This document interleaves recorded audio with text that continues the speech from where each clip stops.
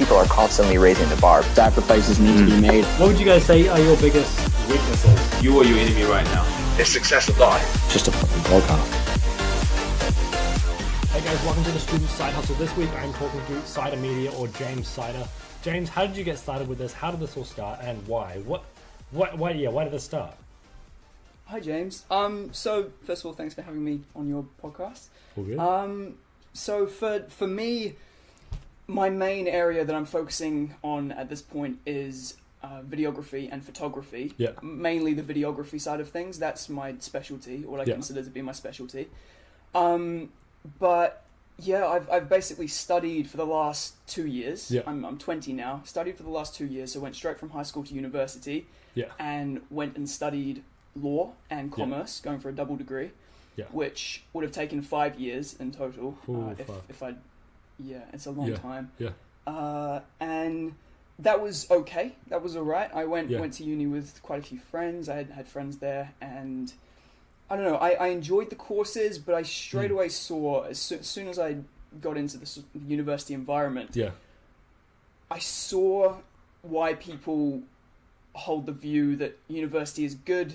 Yeah. Like if you need the degree for what you're going to pursue in the future. Yeah. But when it comes to entrepreneurial pursuits and other sort of areas of business, whatever it may be, I can definitely understand why a degree might not be necessary, or I believe is really not necessary.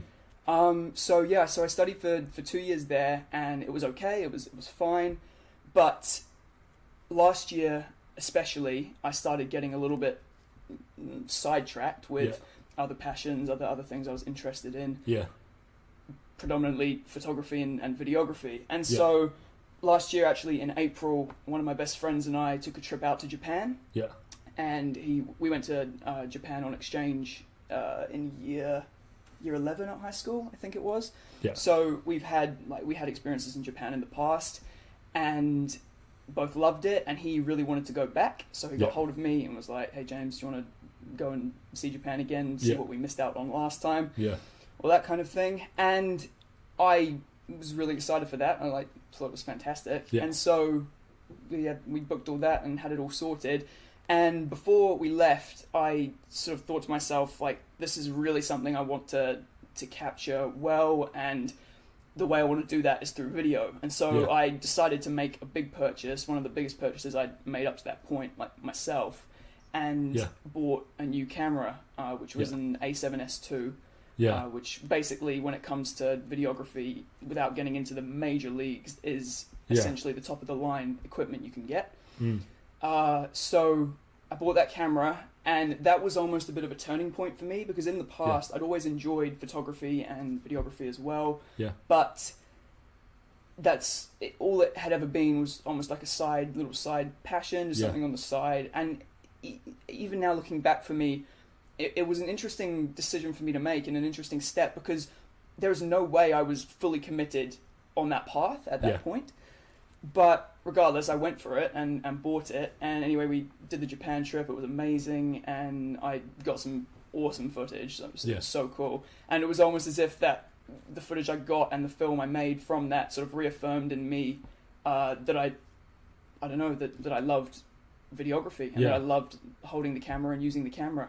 So, and so I came back from Japan with him, got back into uni. So that was during my 2 or 3 week uni term break. Yeah. And got back into uni, and slowly over the course of the second half of the year, I just started, it just became more and more of a priority in my life. I met a guy called Tyler, who's a really close friend of mine now, who's a fitness, he's into his fitness, and he wanted to sort of start the fitness vlogging, content creation side of things, which is now huge, obviously, for the fitness industry.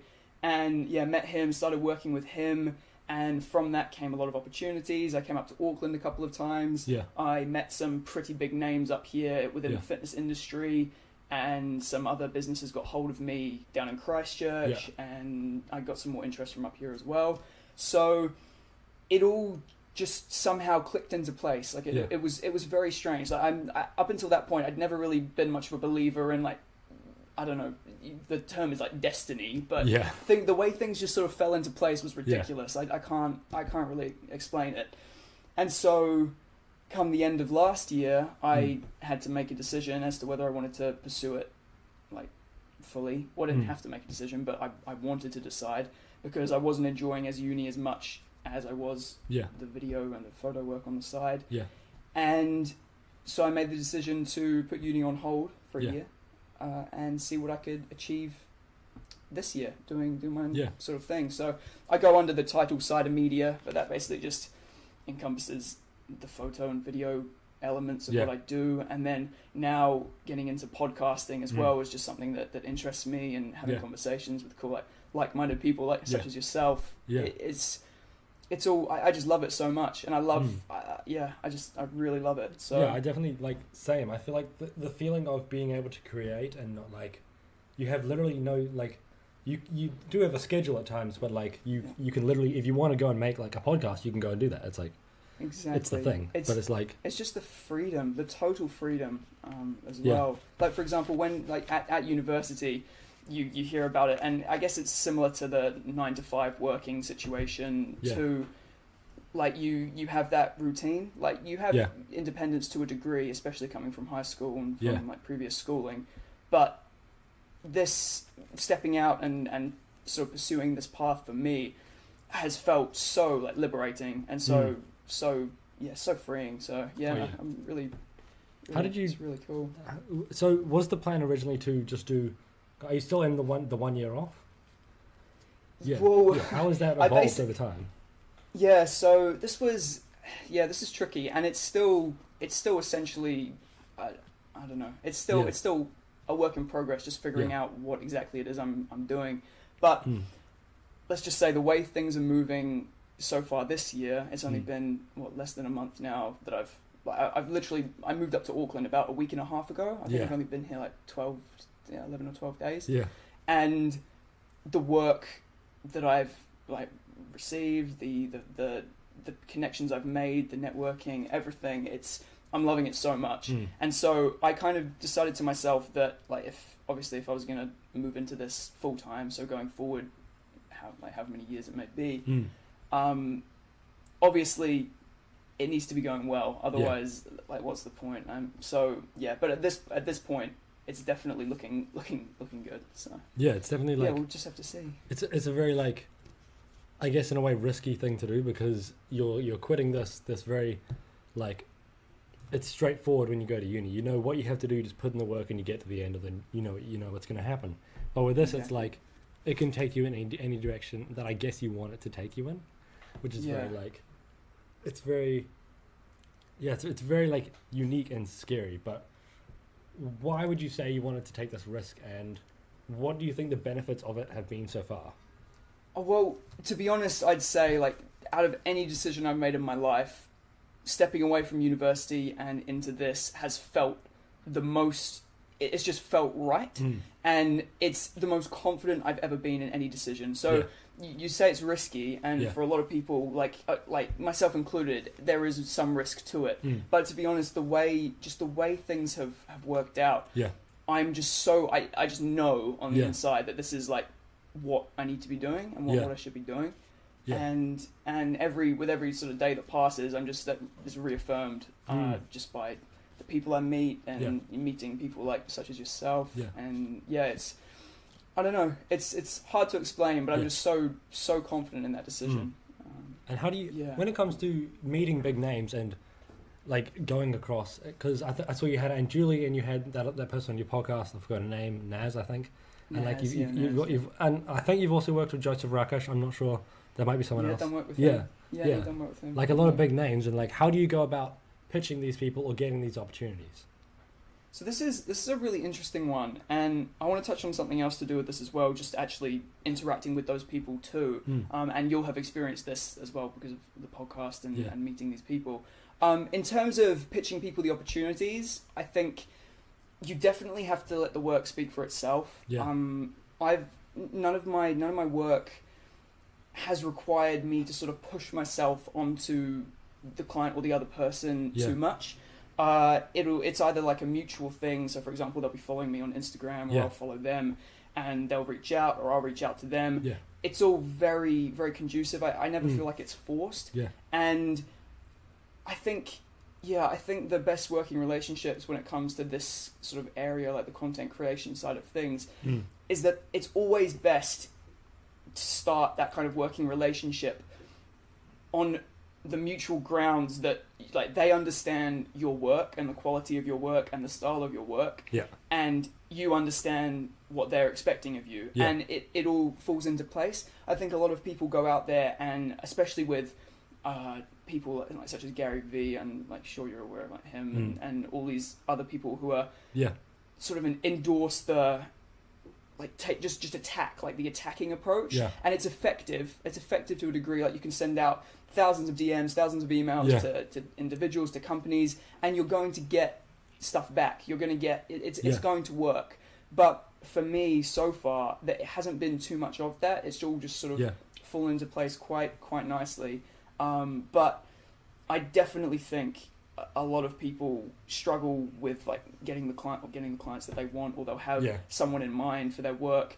And I think it's just a case of showing them, not being too direct about it, but making sure that they can see just how good you are, and that you can provide them with the value, basically. Yeah, and just showing them like that you're not just some random kid, sort of, because I feel like, especially when we're quite young, it's like it's very easy to think, oh, I'll give this kid a shot, not like this is another business. Like, especially for me, at first, like I interviewed this guy from TV, Tim Wilson. He's like, he's on 7 Sharp and stuff. I know him. And like, he like it's very easy to be like, hey kid, like he wasn't really like that, but it's just because I was actually on 7 Sharp just for like a random thing, completely not to do with his wait, no, tell me about that. What was that for?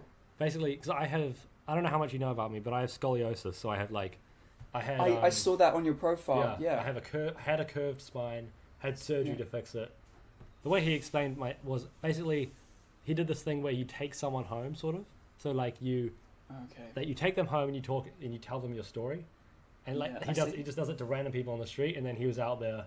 Do you know where Highbury is? It's just a place I live. And then he was just out there, and I just walked outside and I was like, hey, do you guys need more? Like I thought he was interviewing people, and then he was like, oh no, we're taking people home, blah blah blah. So then I took him home, and then that happened, and then I got him on the podcast.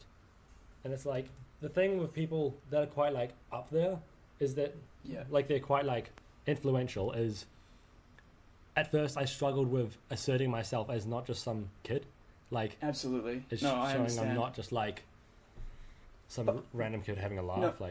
No, I completely understand it. But once again, as soon as you start speaking, as soon as the conversation starts flowing, in the example of the podcast, I'd imagine that they can see that you're not just someone messing around, you're serious about this, and the dynamic changes, but it's all about just showing them. And I think you have to, the confidence is such an important part, dealing with people such as like Joseph Rakic or other big names in the fitness industry, or big names in whatever you may be dealing with.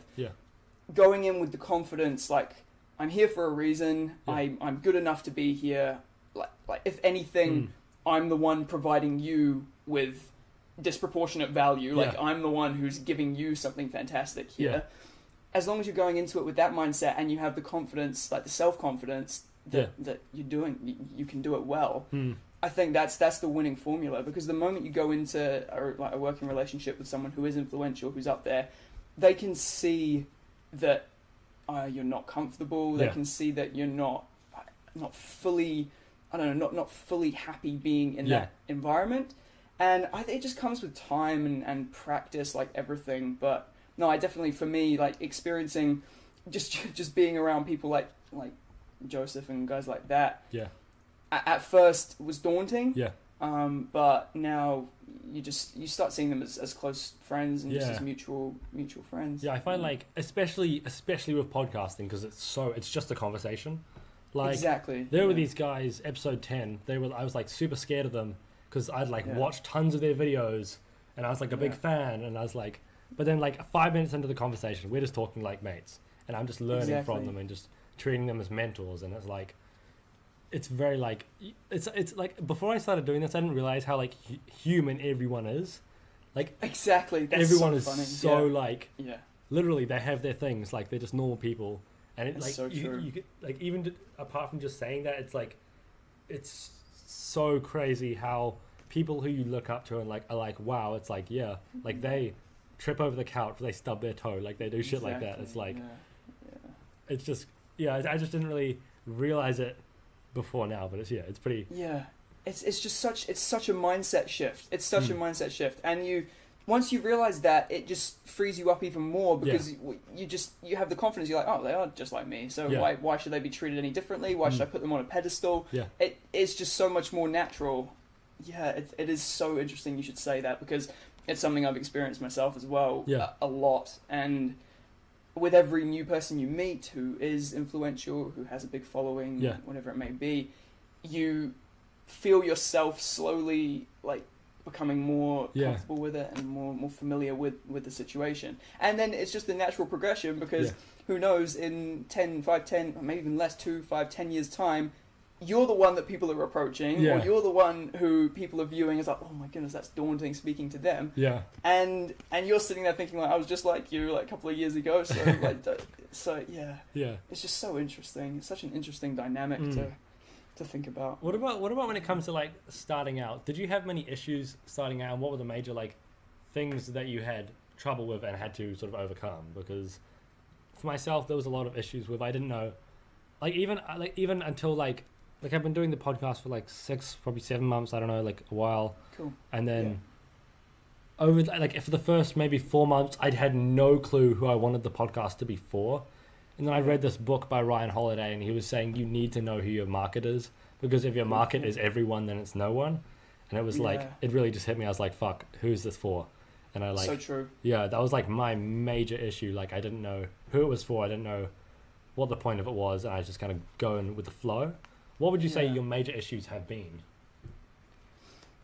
It's interesting for me. Like I said earlier, it is quite amazing how things have fallen into place.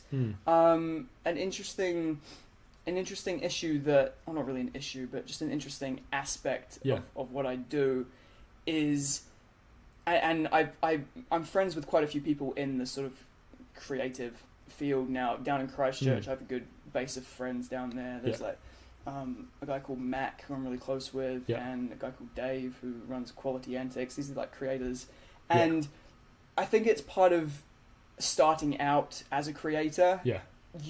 It's difficult to know your own worth. As a creator, and so I think it takes some time to sort of develop the confidence to be able to say to someone, "This is how much I think I'm worth." As in, I'm talking like quoting, like budget, like actually giving them a price for your work, because a strategy that so many people use, and it's completely the right way to do it to start off with, is offer work for free to everyone that they meet, everyone they encounter, because of the countless like networking opportunities that come from it, and the people you meet, just the conversations that you have. It all flows together quite nicely.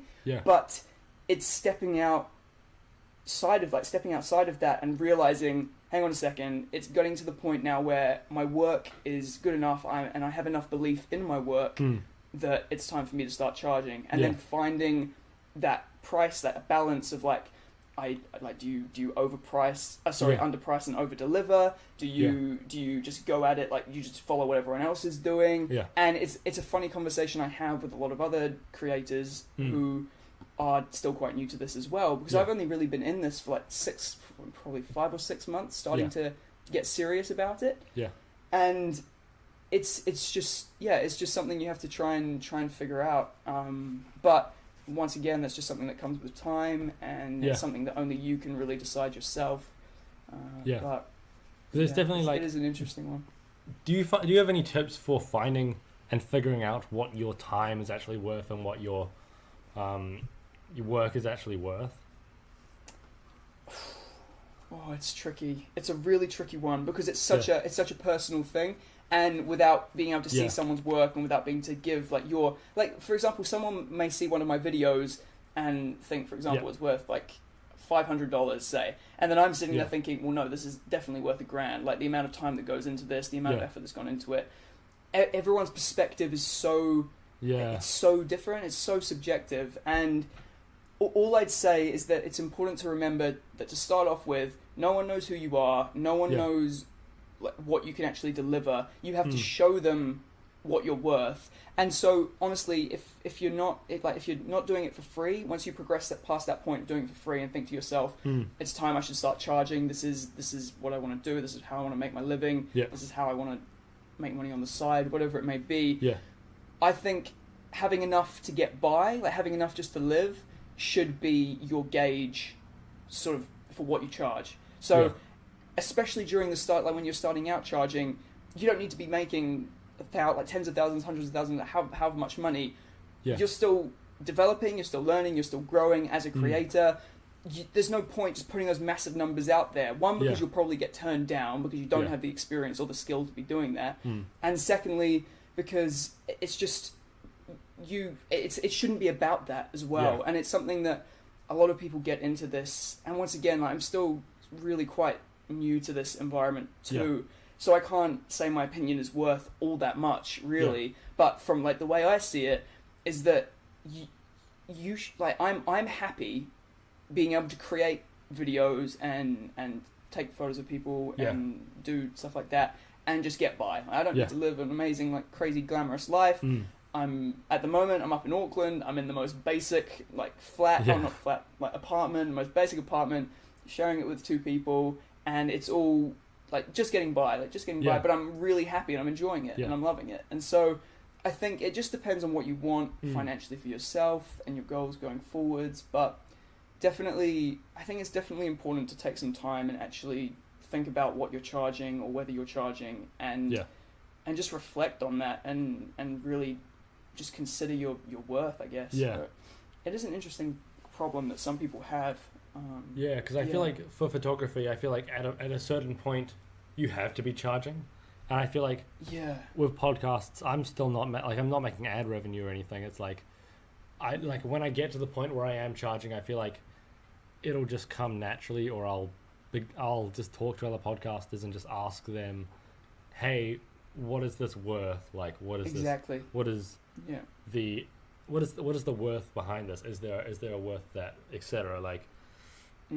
What about when it comes to like your sort of productivity apps and systems? Because I'm quite big on these things, and I think like the amount of work people think they get done in a day, and the work they actually do is incredibly different. Like they think they're doing 6 hours work, but they're actually doing like 2. It's like I feel like it's a huge gap. And even for like people who think they're productive and they do all that shit, like I think I'm a relatively efficient person. I still don't think that I'm like even near like nearly even like 50%. Like I reckon there's just so much you can do. And for me, I find using things like calendar apps, like to-do lists. I did use time tracking for a while, where basically the idea is you track everything you do, excluding like showering, pissing, like all that kind of stuff. You don't include that, like you don't include that, or you don't include like just 5-minute tasks. But if it's like over 20 minutes, you track it. So it's like I found that quite useful and quite easy to quite nice to put things in perspective.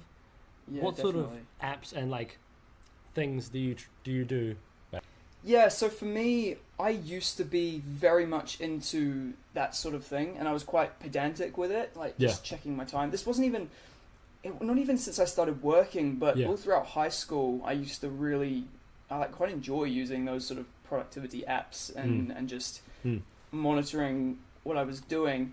But whenever I sort of set time aside for things like for schoolwork or for uni work, for study, I don't know, for some reason it was never fully effective for me. So although like you think, oh yeah, I've got an app now that's going to tell me when I'm doing this and this and this, and it's all planned out, and I'm sure any student would agree, like when they've got a study timetable, studying for exams, it never quite goes to plan, and it never did for me, and I'm sure it never does for other people.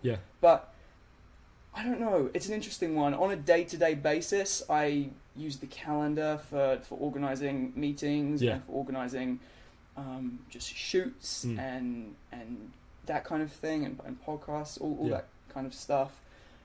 But I don't know. Now, honestly, now that I've moved up here and I don't have the distraction of I don't have heaps of friends up here. Most of my friends are based in Christchurch.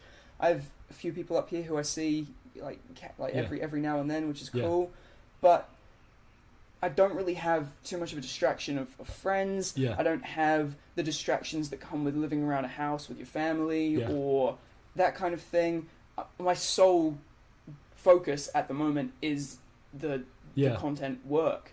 And so I find, and I've been speaking to my parents about this recently as well, because I'm in very close contact with them and my sister and just people back home. And I find myself I'm just working. I work and work and work, and then I literally fall asleep with the laptop next to these past 2 nights. I kid you not, these past 2 nights, and it's the first time it's happened in a long time. I can't remember the last time it happened to me. But these last 2 nights, I literally got my laptop out, been sitting on my bed, started editing, and then we'll wake up 4 hours later, laptop's still there, overheating on the bed, and I'm like, oh my god, what is going on? So I close it up and just go back to sleep. But it's really interesting for me trying to find that balance, stepping out of the routine of going to university, stepping out of the routine that you're so used to for however many years, and being so passionate about something. It's hard to set that time aside when you're not working. And for me, I find that I enjoy going to the gym, I run, I like that kind of thing. But even though I do enjoy those things, I have found recently I just have trouble stepping away from it. And so it's something that I definitely need to work on, I think, actually setting that time aside and monitoring the way that I do use my time. But at the moment, I personally, the way that it's working for me is I don't have too much free time. I'm always, and the nature of the work is that you can always be scrolling through Instagram trying to find someone else that you want to work with. You can always be sending emails away. You can always be organizing things. It's never ending. And if you didn't have to sleep, I could probably just keep doing this all day, every day. So I think it's just important finding that balance. And I by no means have mastered that. That's something that I need to keep on working on over the next few months or next few years. But I mean, for you now, do you still use those apps? I use basically. So over the during uni, I stick to them like glue. They are fucking because I put all my classes in there. I put what I'm doing between classes. I find if I don't put what I'm doing in between classes, I'm not going to do shit between classes. And even if it's a 2-hour gap, you can get a lot done in 2 hours. So I chuck that in there. But right now, I'm finding that I'm sort of like you. I'm trying to find the balance between being social and having fun and actually working, and find that balance between getting whatever amount of X amount of hours per week of going outside and being social, and then X amount of hours of just actual hard work. And I find right now I don't think it's something I really need, because I don't need the structure right now, because nothing else is structured. It's just pure. It's like a 4-month holiday or some bullshit. It's long as hell. It's there's just so much shit you can do in this holiday, and I don't think the structure is what I need. But during uni, I thought they're essential for me during uni. But no, I completely agree with you. My uni experience was just vital. You have to have everything organized. You have to know what you're doing when you're doing it. I couldn't agree with you more on that one. I definitely, when you were talking before about knowing when to just step away from the work, because it is so never ending. With a 9 to 5, there is you end at 5 and then start at 9, end at 5, and it doesn't usually carry on past 5. Exactly. But with this, I can always be pitching new guests. I can always be editing, always be posting new podcasts. There's no point where it's okay, there's no more work I can do. It's because there's always something you can be doing, and that's sort of a gift and a curse, I guess. When I feel like doing more work, there's always something I can do. But when I want to chill out, it's the thing that I'm trying to focus on a lot this year, and I'm trying to make a common theme about my year, is focusing on having the time to just chill out and not binging. Because I know I will do the thing where I will work so much and then not chill out, and then not find that time to just sit down, do whatever, and just and I find I want to have that time but not feel guilty about it. So that's the thing. It's spending that. It's knowing you've put in the work to deserve that time with friends, doing what you want to be doing. I agree with you. I really agree with you. I don't want to feel, because like for the last like probably 2 years, I've been feeling guilty when I give myself that time, and it's like it is just not really worth it, and I think it's just like it has no benefit, and it's just pure negativity. I'd like to touch on like social. So like when it comes to being social and doing this stuff, it's like, and especially since you just moved from Auckland, obviously it's like you're not gonna move here and have like a billion friends. It's like it's quite hard. No. Do you find exactly? Yeah. Do you find it's like with this whole thing, surrounding yourself with people who are of similar mindsets, sort of like for me, a lot of the thing with the podcast is like I don't talk to my podcast guests like every day, but like a lot of it is built like speaking with people who have similar mindsets, and it's sort of like that rule, like there's 5 people you surround yourself with. It's like absolutely, it's kind of like that, and it's like, how do you find what you're doing helps sort of satisfy you socially, but also like, do you find you need to just have time away from work to just be social and not do work social sort of stuff? No, that's a really, really interesting point. I'd like that a lot, and I like the way that you've that's interesting. I've never actually considered that, the fact that the podcasting element, especially when it does take up so much of your time and is one of your main pursuits, that is a form of communication and being social. That's a nice like release. It's a nice way to speak to people, get their thoughts on things, make new friends, maintain friendships. It's cool. That's really cool. It's interesting for me.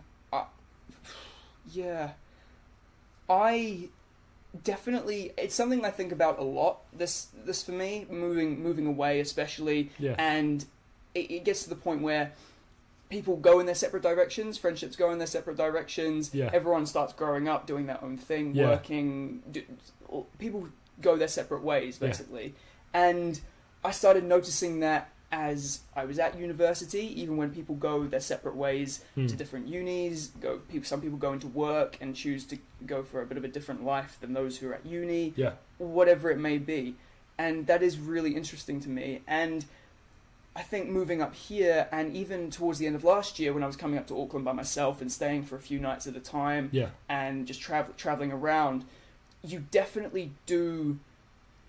You miss that social aspect, especially with this kind of work, because it's you and a computer when you're not shooting.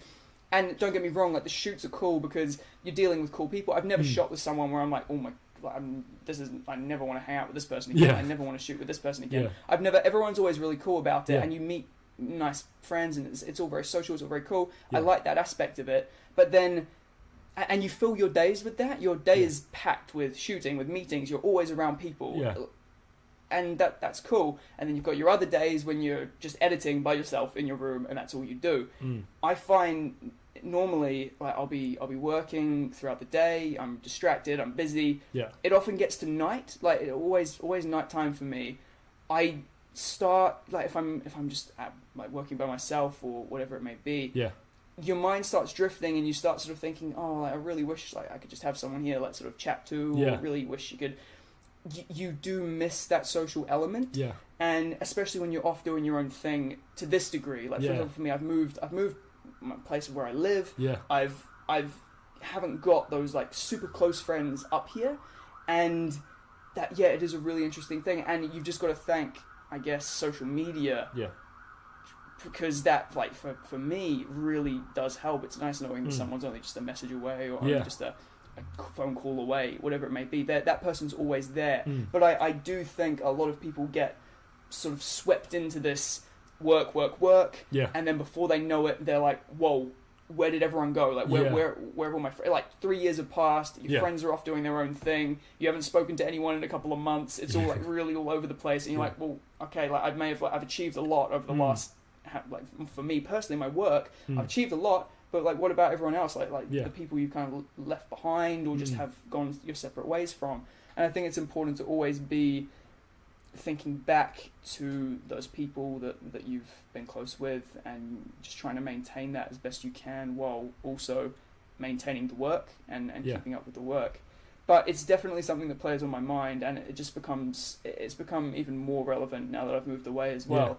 But it's just, it's you definitely begin to see who the people are that really are close and special and meaningful. The ones who like ask like, how you doing, and like you it's that kind of thing. So. And they're like I definitely found ever since I've started doing this, like you sort of realize which people in your life that you really value, and you think like I don't exactly. like I wouldn't sacrifice work for this person. Like I mean I wouldn't sacrifice this person for work. It's like no, I understand. Yeah, and I feel like it's very like, do you find it hard mentally? Because for me, like I've always lived in Auckland. Like it's like this is my home. I've never moved house. Like yeah. Like but going to uni, I've been quite like solitary. Like because I don't know anyone in my class. I've made like 2 friends in my class. We're pretty close, but it's like at times at uni I do feel very solitary because the main objective at uni is work as hard as possible, get good grades while doing a side hustle. That's get sort good of results. Yeah, that's sort exactly. of like the my objective over the next 3 years is make money, like either save money or maintain money and get good grades and do something with a side hustle. And it's like the sometimes say if your life is like made up of light bulbs, your health light bulb, social light bulb, work light bulb. Yeah. I feel like a lot of the time the work light bulb is turned on at 100 or and other things slack. How do you find mentally, how do you find it mentally hard to keep the social light bulb on? Yeah, I do. I get so distracted and so swept up in the work, and it's because I love it so much. Yeah. I'm just so passionate about it that I'll sit down at the computer, and before I know it, 3 hours have passed, and I've like put together a film or like been editing, whatever it may be, and I'll be like, whoa, where did that time go? Yeah. This is the problem. It just slips away so fast, and so for me, unfortunately, I still haven't learned to balance it properly, and it's gonna be something I have to work on going forwards, and it's important to me, so it will be something I work on going forwards. Yeah. And it shouldn't take it. What sparks you sort of reaching out to friends and like having that social element shouldn't be you thinking to yourself, oh, you know what, like I haven't spoken to such and such in so long, like I should probably talk to them. Yeah. It should be something that's always there in the back of your mind, not something that's only brought on by like, whoa, okay, like, I really miss someone now, or I really like want to interact with someone now. So I definitely think it's important, like you said, the whole light bulb metaphor, like it's important to have a pretty even split, or at least incorporate the social element into your work and make sure you're making that time for it, because no, I can definitely see people who would easily go down a pretty bad path. Yeah. Always being by themselves. Yeah. Always working away, and it's it is pretty dangerous. So no, I definitely it's a priority, and I think it should be something that people take into consideration. For sure. Yeah. Yeah, I definitely like. For me, I used to, when it comes to like time relaxing, because I'm in a way like I podcast, but I'm like quite introverted. Like if I hang out with people for hours and hours, I am fucking exhausted. Like, honestly. Sure. So like, I find, and I used to treat because I'm quite into my gym. Like a gym all the time. Like gym 6 days a week. Like love that shit. I'm actually quite a runner as well. But right now I'm not running just 'cause I don't think it aligns with what I want. It doesn't fit with your goals. Yeah. So it's like that's cool. I found I would treat my gym time as like time for me to chill out, and then that just it just compounded, and then I just binge shit. Like I would just end up binging. I was gonna say, like I wanted to talk a little more about that, because looking at your profile and looking a little into you, like I could see that gym is obviously a big part of your life. Yeah. Do you want? Yeah. Can you explain a little bit about that? Just so give basically, me a little context and since I have scoliosis, it's basically curved spine. They corrected it. The thing with that is, if you look at these studies, it shows that you're going to have a shit lower back if you don't look after it. So basically, I'm fused from T3 to L2, so effectively just below my shoulder blades to maybe just above my pelvis. Wow. Yeah, so it's pretty intense. Like, and that's insane. Yeah, it's pretty crazy. Like it happened maybe 6 years ago, and the thing with having scoliosis is a lot of people are scared. Like, I mean, originally this podcast was meant to be just about scoliosis, but the market is just so small, and it's like, But, like, the thing is, so a lot of people with scoliosis are so fucking scared to do anything physical activity-wise, but it is so important. Like, all they need to do is just do a few bodyweight exercises, and they can make considerable gains towards just their lower back pain, because so many of them have pain, upper back, lower back, like, everywhere, and like the majority of it is just from not doing anything, like not doing anything health wise. Interesting. Like, is that something brought on by just bad advice from the doctors, or is that just more of a personal thing where they don't want to do it? Like it depends, because my doctor was quite good about it actually. Like at first, for the first year, it was no physical exercise, just because, like if I played a bad game of rugby, I could snap my back. Like that's how weak it was. So it's like, of course, yeah. So, but now it's like 6 months ago, he cleared me to do basically anything.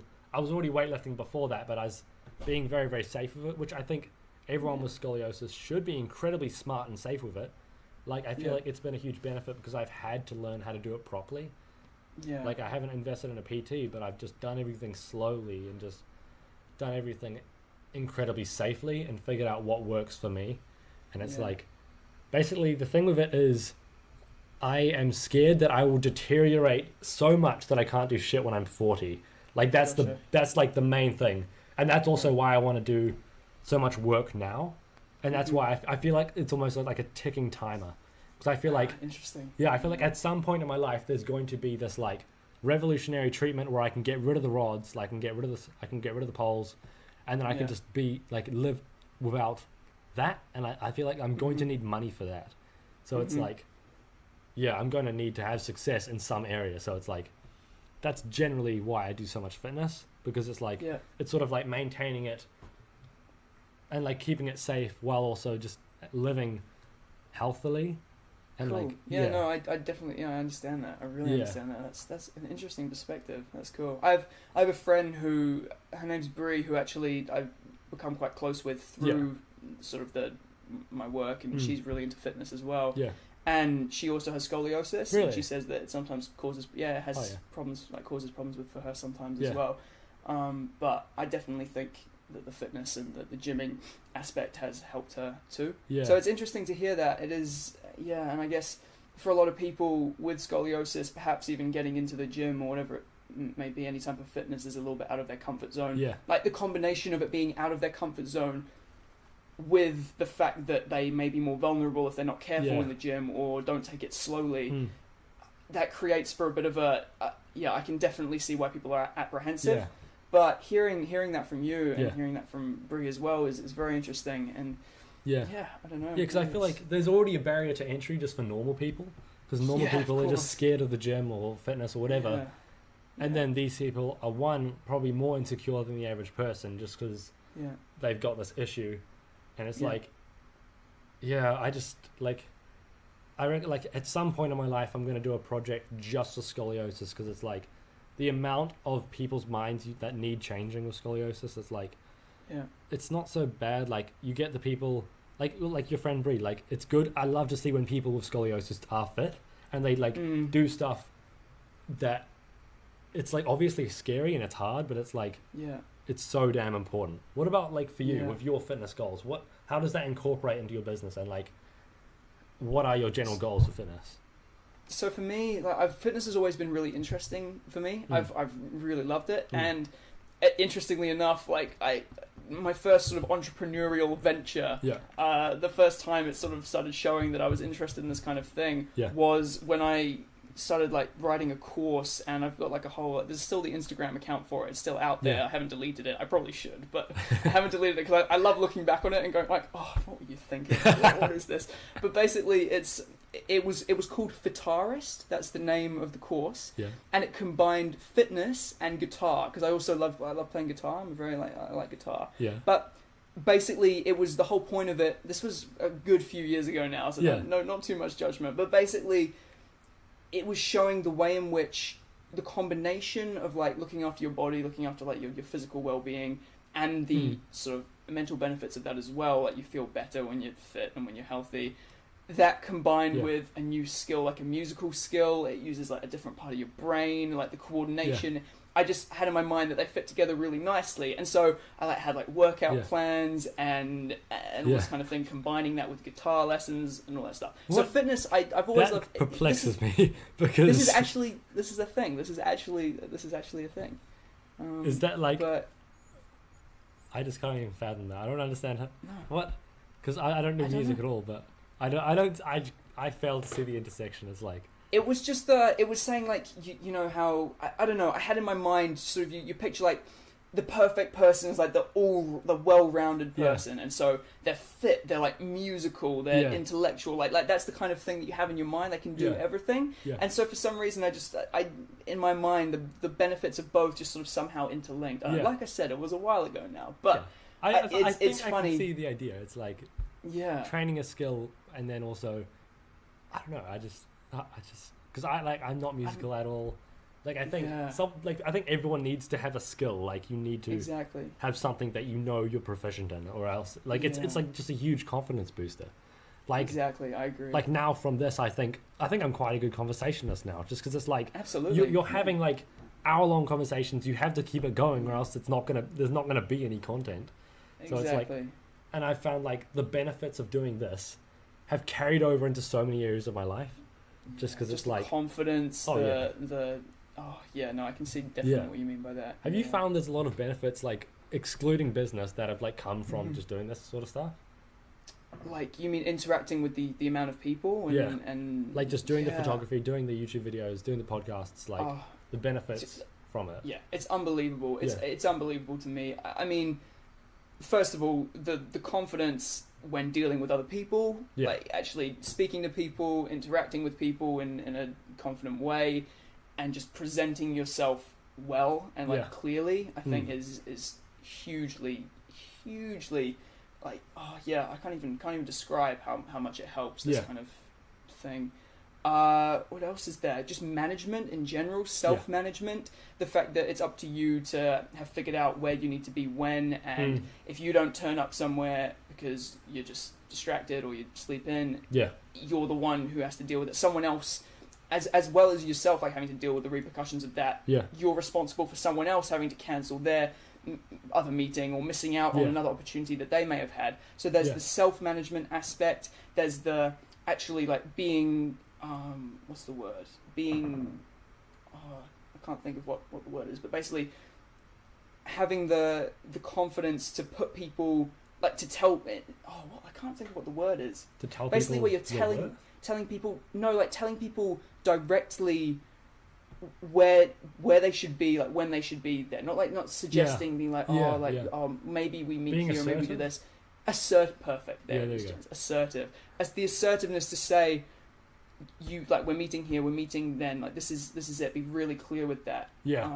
So many things. It's unbelievable, and even just the going back to the fitness side of things, my exposure to all these people in the fitness industry, my exposure to it just opens your mind to so many new ideas and ways of thinking when it comes to health, when it comes to fitness, and I cannot sort of overstate the amount that I've learned from getting into this. There just is no way. At the end of the day, like it's just you picking up a camera and like taking photos and videos and putting it together. But there are so many things that come from it. It's unbelievable. It really I feel like it just turns into so many things, because it's like it starts off as just that, but then it's like while doing that you're talking and you're explaining and then you have to market it and you have to like do the social media, and it's like there's just so many aspects of it, and it's like absolutely. Like I literally I don't understand why everyone doesn't have some sort of side hustle. Like I just cannot fathom it, because it's like it doesn't matter if you're putting in like 2 hours a week. Like cool, put in 2 hours, because you can still get a lot done in 2 hours. Like this is the whole thing with this podcast where I'm trying to go with it, is I'm trying to show students that you can be a student and get A pluses while doing other shit. It's just you just have to be efficient, work hard, and have balance, and then just know where your time needs to go, and have to study correctly while also just doing something that you actually are passionate about, and that almost feels like downtime, because I feel like I feel because you enjoy it so much. It's not like just an extra thing you have to do. You want to be doing it as well. You've got to have that passion for it too. It doesn't just become this like task. No, exactly. And out of curiosity, how did your friends take it, and the people who are like your family and like the people who are close to you? Are they supportive of you doing this kind of thing, or like how was that when you started it up? So the thing with that is you get the like. So I left high school, I guess 2 years ago now. Basically, I'm like a year-ish outside of high school. Like I've done 1 year at uni. So like you get the people from high school who you're like friends with, and you see them making jokes. Like you see the like haha starting a podcast. like I had this group of friends that I was like, we were sort of friends throughout high school, but I wasn't happy with my group of friends. And then this has made me realize who my true friends are, because like I used to be a huge gamer, and I would like play video games, and we'd all be chatting, and then they'd like crack jokes, and it's and it would be very like piss takey, and you can like you get those people, and you sort of realize like oh, like you'd prefer if I didn't succeed, like that's the kind of you realize who's actually like that, and then it's kind of like at first it hurts and like cool, sad, whatever, but it's like you get to the point where it's like, okay, and do I care? No. Does it matter? No. Like, and then I found the people who continuously give me support, and like they the ones that do actually, they don't have to listen every time. Like they don't need to be like the listeners. They don't need to do that. But like if they're like, hey, blah blah blah, cool, good job. Like, but also one thing that I found with the social aspect is like, I get a lot of empty like, wow, good jobs, and it's like you get a lot of those, like especially from adults. You get the whole like you get the whole like wow, good job, like derogatory, like oh, what you mean, sort of like how they're like, wow, good job at your age, you're doing this, blah blah blah, and it's like the whole like age thing, but they try to make it feel like, wow, you've done so much already, but it's like there's so much more to do, and it's like I feel like just because you're deviating from like the common path, everyone thinks it's this amazing thing, but it's like no, I agree. The amount of work is not amazing. It's just I want to get to the level where I think it is like something I'm like, wow, fuck yeah, I'm at the level I want to be at.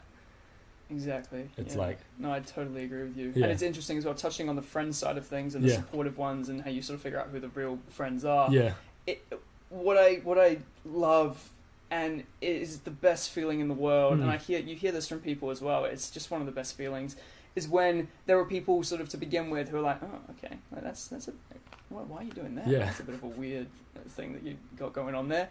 And then they, like, everyone else gets into it, and things start going well and taking off, and all of a sudden it's like they come round and they're like, I knew you could do it from the start, like that's I always had your back. And I was like, okay, all right.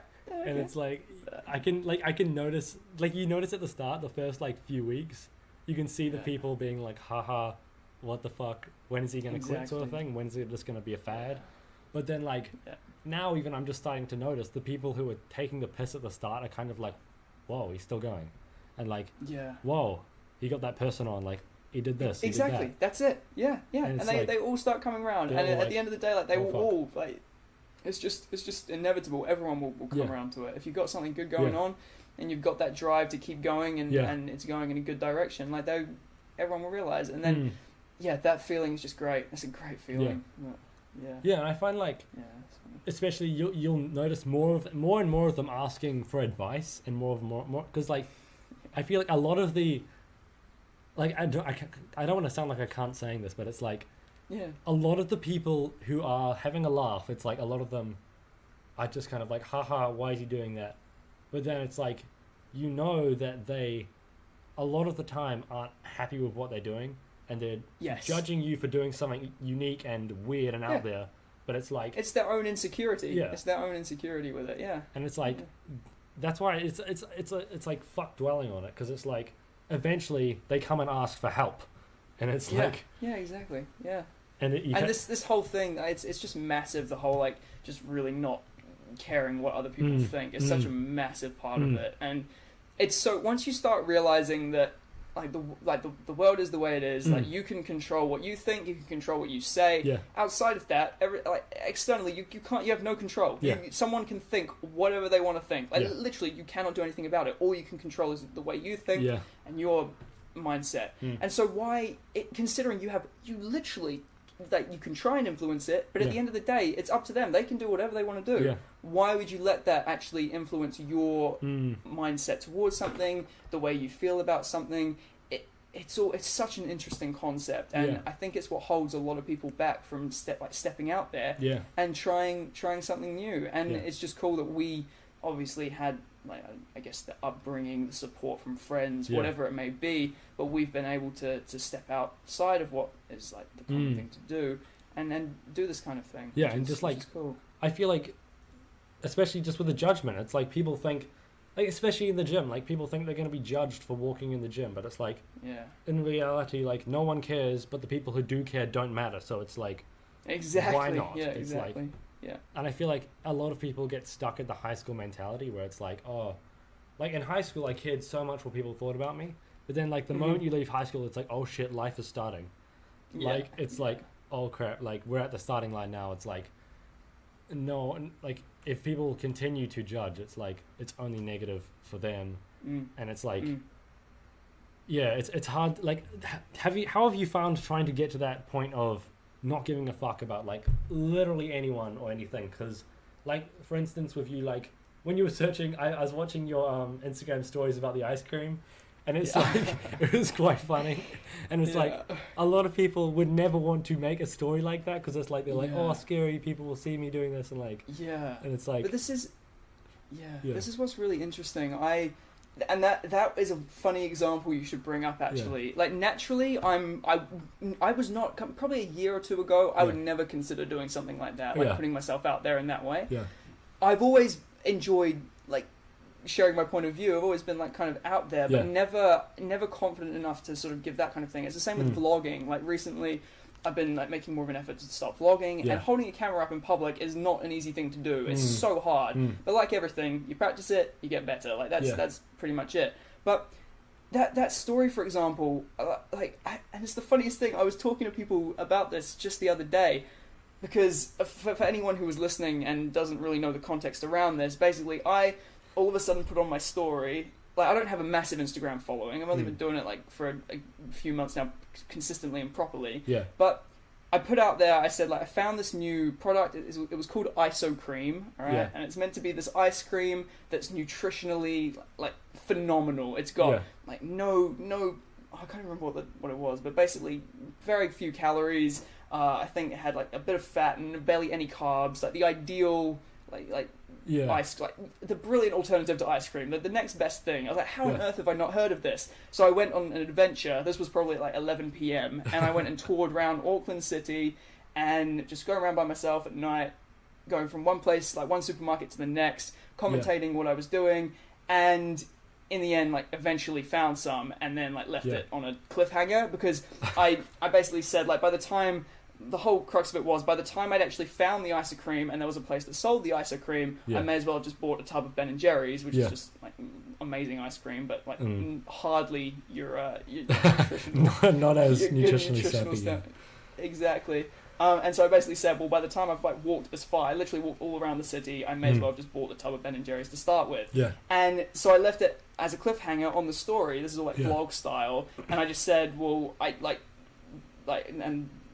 because I was left in the final supermarket where I was, I had the choice between the Ben & Jerry's and the ice cream. And I went to announce like which one I was going to choose, and then just left it as a cliffhanger. And was just like, did you ever give away what happened? This is the thing. So I've never like publicly announced what happened. I want I want to keep it a secret. I'll tell you after the podcast is done, but I want to keep it a secret from the masses. The last like week and a half. This is the thing. And so this is the thing. Like I had both during the story and after the story was done, probably like 8 to 10 different people. None of whom I've like actually spoken to before. None of whom had connected with me. I hadn't connected with them. We're talking people of all age ranges, all ethnicities, just completely different people. Who were just like, well, what did you get? Like, did you get both? Like, what was the thing? Because they want to know so bad. Exactly, and all these people got so much. Yeah, I was surprised, and all these people got involved. I was like, whoa, this is actually really cool. And then from those conversations, about 4 or 5 of them said, I've actually been meaning to get hold of you for a while, but like I want to do some work with you, or I was wondering if we could chat about this, or whatever it may be. And so from the most stupid, like silly thing, like blowing something way out of proportion and making this like little humorous like story about it. Indirectly, all these different opportunities just came forth, and I was really, I don't know, I was kind of surprised by it, and I just still find it hilarious. But the actual act itself is something that's still quite new to me. It's something I haven't spent, like, I haven't always been like sort of like a natural speaker to the camera, or like speaking like the vlog style kind of thing. But Yeah, I don't know. It once again is something that you just get used to over time. But Yeah. I was just so pleased. I was so surprised and so pleased with the outcome of that because I just didn't expect the response. Just so many Yeah. people be like, "What'd you get?" What like all these messages from people I don't even know, and they're like, "That was actually really funny. That was really good." I was like, "Oh, that's cool." I like That's people happy with wanted that. to know like so bad. It's such a like. Yeah. It doesn't affect their life at all if they know, but it's like you want to know because Exactly. just cliffhanger. Exactly. I feel like you had very very good storytelling in that thing. It was like Thank it you. was fucking hilarious. Do you have any tips for Serious.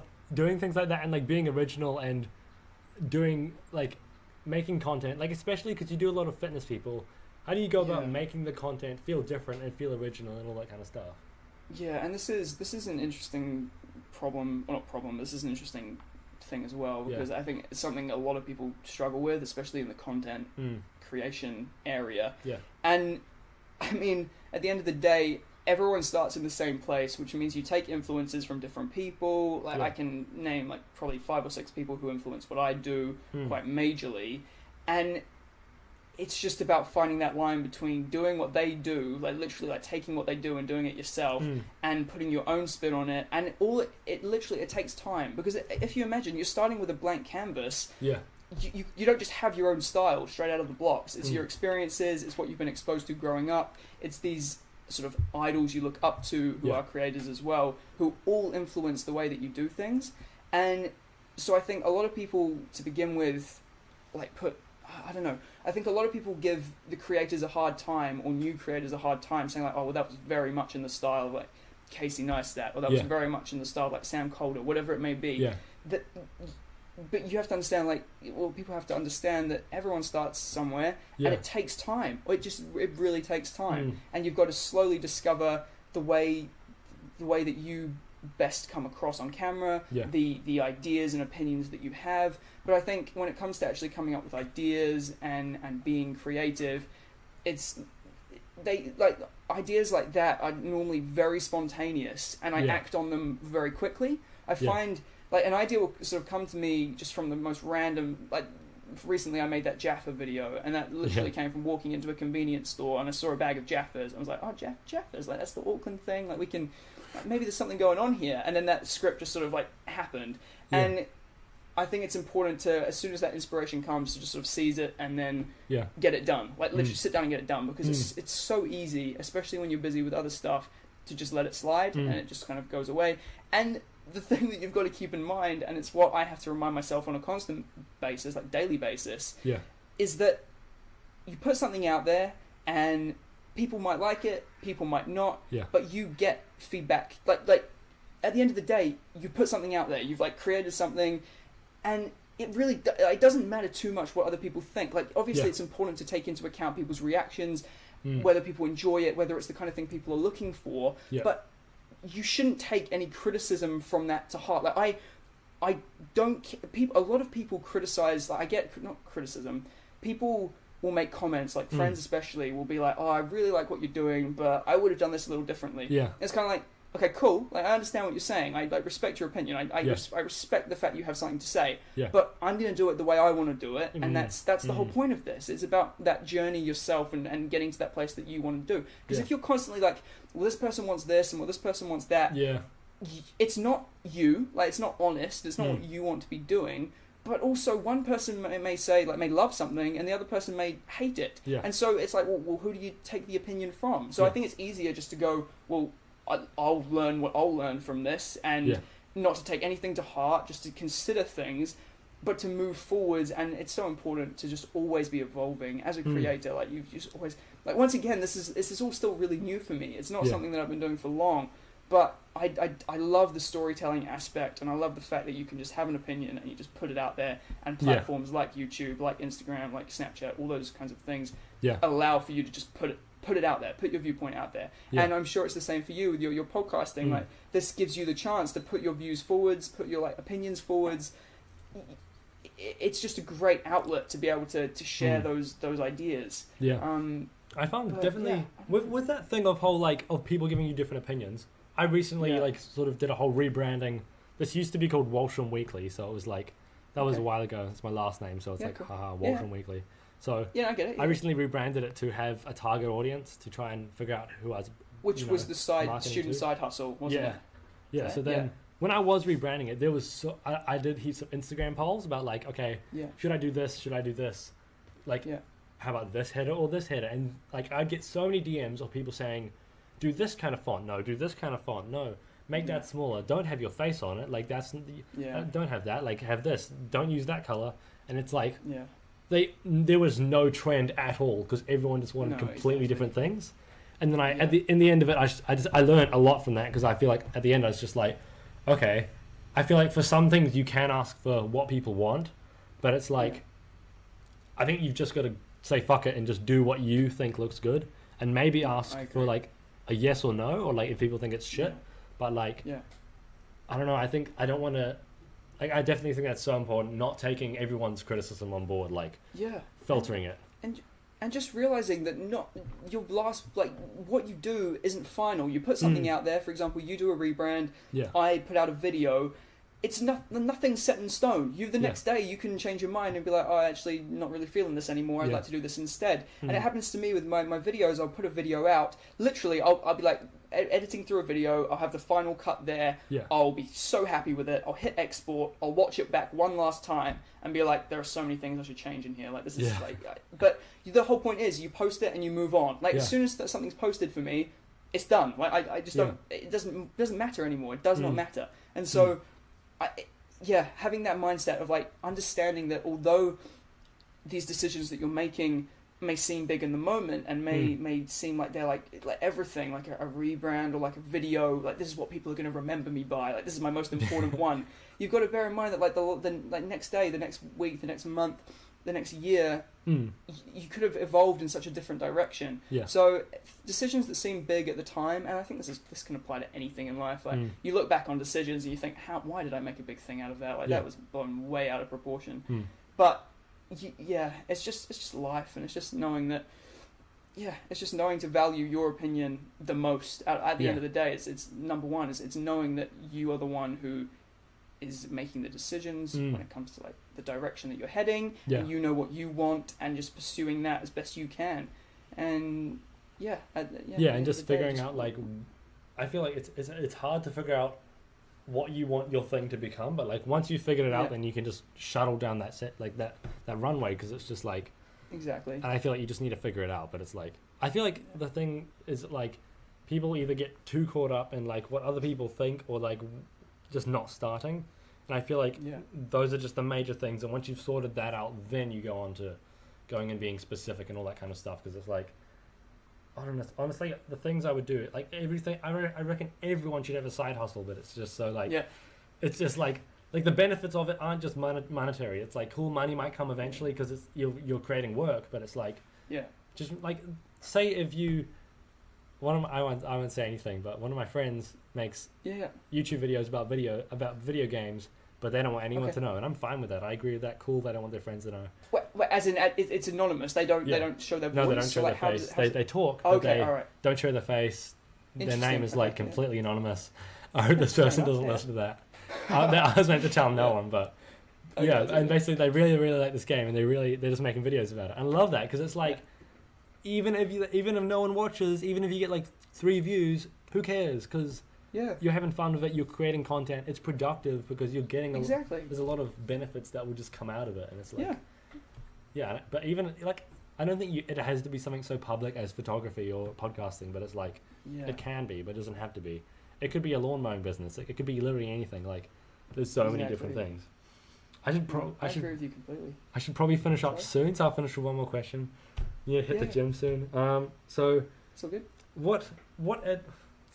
There's tons of questions I still need to ask, but let's finish off here. Okay. What would be the main advice you'd have for beginners, either in photography or as an entrepreneur, or just doing this whole, I guess, self-employment thing? What would be the main advice you'd have for them? The main advice would definitely be to get out there and start doing it. Get out there and start, like, whether it be music, videography, photography, like fitness. Get out there, start creating. It's gonna be bad to begin with. Like your video, I look back on videos now that I made like a year ago, and I think, what was I thinking? Yeah. And it's just, you'll be amazed at how fast you progress and how fast you grow. and you will look back and you'll think like, how did I start there? Like I've come so far since then. So whatever it may be, put yourself, like, don't be afraid to put yourself out there. At the end of the day, like, it all comes back to the fact that it really doesn't matter what people think. It doesn't matter what other people think at all. And just believing in yourself, and if you believe in it enough, then you will do well. You'll succeed with it. So yeah, I don't think it needs to be more complicated than that. Just put yourself out there, be confident in your decision, and then go and work hard. Yeah. You'll figure it out. You'll get there. Sweet as. So where can people find you online? What are the main places? Instagram, Facebook, etc. So for me, for Instagram, my handle is @cidermedia. My Twitter is @cidermedia, but with a 3 for the media, so M3DIA. Yeah. Because Cider Media was taken. I don't know who took Cider Media, but hey, that's all right. And for YouTube, it's under James Cider. Sweet. So I'm a little bit spread out. It's not very simple, but hey, that's good. All good. Sweet as. Yeah. Thank you guys so much for listening to this episode of the Student Side Hustle. I would appreciate so much if you would leave a review if you'd like to hear more of what I'm saying. Then I would love if you would follow me on Instagram or check out my other social media, all linked in the show notes. And again, I would just like to say thank you so much for listening. Have a wonderful evening and study hard.